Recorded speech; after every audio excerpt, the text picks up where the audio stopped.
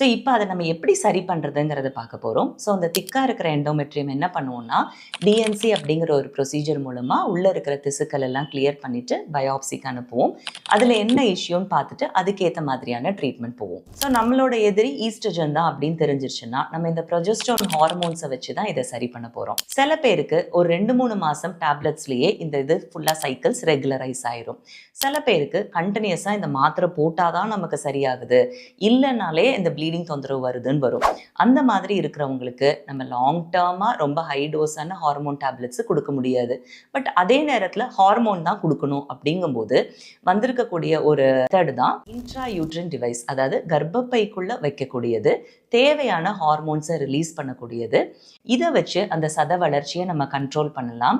ஒரு சர்ஜரியோட அவசியம் இல்லாமல் கூட நிறைய நேரம் இதை வச்சு நாங்கள் ஒரு ப்ளீடிங்கை கண்ட்ரோல் பண்ணியிருக்கிறோம்.